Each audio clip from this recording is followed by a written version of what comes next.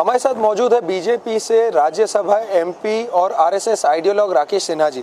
Sir, जो article 370 और 35A वाला एब्रोगेशन था सरकार द्वारा, उससे लद्दाख और जम्मू एंड कश्मीर के राज्य को किस तरह के फायदे होंगे?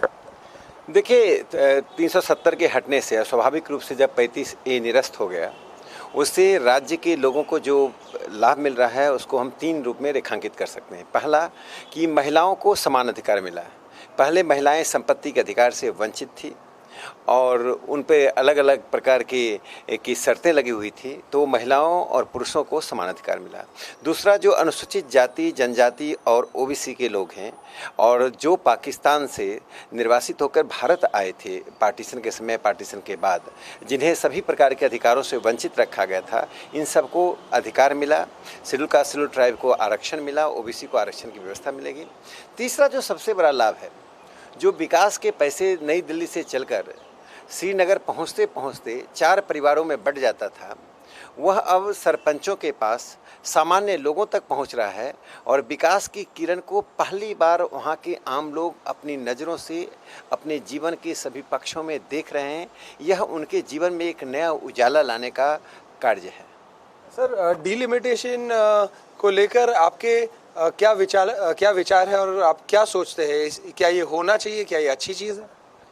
देखिए, जो डिलिमिटेशन जम्मू कश्मीर में किया गया था, उसका एकमात्र उद्देश्य था सांप्रदायिक दृष्टि से सीटों को इस प्रकार से, विधानसभा और लोकसभा की सीटों को इस प्रकार से डिलिमिटेशन करना जिससे कि सांप्रदायिक ध्रुवीकरण हो सके और खास समुदाय का बहुमत बना रहे।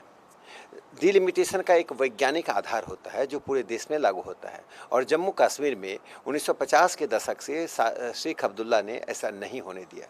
जिस प्रकार से अप्राकृतिक रूप से, अस्वाभाविक रूप से कुछ भागों को निकालकर दूसरी कॉन्स्टिट्यूंसी में डाल दिया गया, वहाँ से लाकर किसी और कॉन्स्टिट्यूंसी में डाल दिया गया। अब जो पूरे देश में एक पैमाना है डिलिमिटेशन का, वह पैमाना जम्मू कश्मीर पर भी लागू होगा, जिससे चुनाव में जो पंथ निरपेक्षता का मूल आधार होता है, वह आधार के लोग वोट कर पाएंगे, उसके आधार पर लोग निर्वाचित हो पाएंगे। सर, भारत में ही काफ़ी कुछ लोग हैं जो इसके खिलाफ है, और तो इससे क्या यही मतलब होता है कि भारत के कुछ लोगों का और पाकिस्तान का एट लार्ज कहीं ना कहीं एक डिज़ाइन और एक प्लान खराब हो गया है? देखिए, भारत में लोगों को आदत पड़ गई थी कि आर्टिकल 370 को इस प्रकार से प्रस्तुत करना कि यह हमारा एक ऐसा मुद्दा है जिससे भारत का संविधान लागू नहीं हो सकता और हम कुछ कर नहीं सकते। इच्छा शक्ति का अभाव और दृष्टि का अभाव और दूसरा संकल्प का अभाव विपक्ष के लोगों में था, जिसे नरेंद्र मोदी जी और अमित शाह जी ने दिखाया।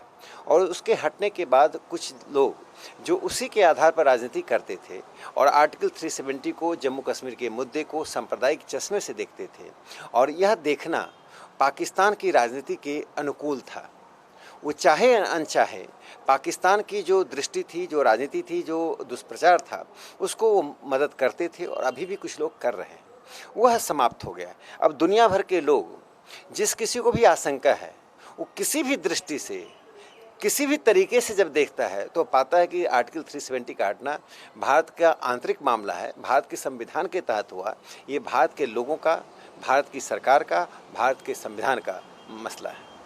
सर, और ये एक आखिरी चीज़ पूछना चाहेंगे, जैसे कि आपने कहा कि इकोनॉमिक डेवलपमेंट और विकास, तो इसका क्या ये मतलब है पूरा विकास लद्दाख और जम्मू एंड कश्मीर तक पहुंचेगा और वो लोग जो पहले की स्थिति में थे उससे कहीं ज़्यादा बेहतर स्थिति में अब होंगे?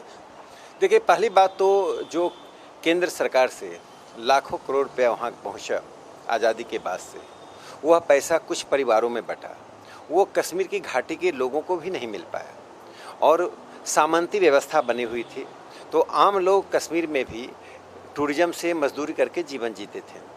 साथ साथ लेकिन लद्दाख और जम्मू पूरी तरह से उपेक्षित था, शिक्षा के क्षेत्र में, तो टूरिज्म के क्षेत्र में, इंफ्रास्ट्रक्चर के क्षेत्र में।